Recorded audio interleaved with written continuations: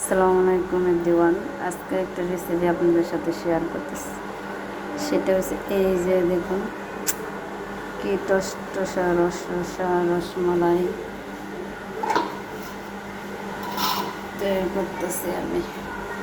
দেখছেন এরকম চমচম মিষ্টি রসমালাইয়ের মতন, এটা অন্য সিস্টেমে বানাইছে।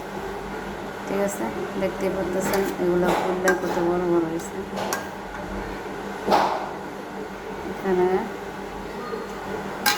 কালারটা সবগুলো তুললা এদের সাথে আবার আমি ঘি গুঁড়া দুধ অ্যাড করে তারপরে মিক্স করব।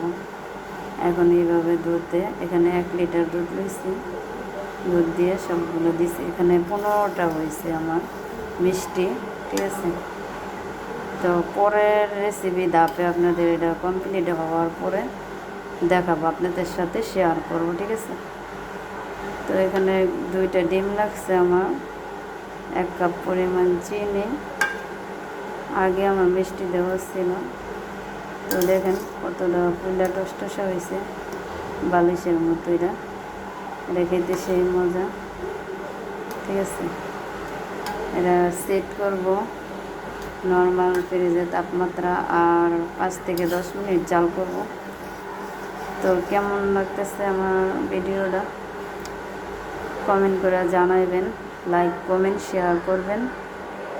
যে যেখান থেকে দেশ উপবাসের থেকে আমার ভিডিওটা দেখেন, ভাইয়ারা পুরা খালাম্মারা আমার ভিডিওটা শেয়ার করেন। আর আমার একটা ইউটিউব চ্যানেল আছে, সাবস্ক্রাইব করে দিন। ঠিক আছে, যদি ভিডিওটা ভালো লাগে।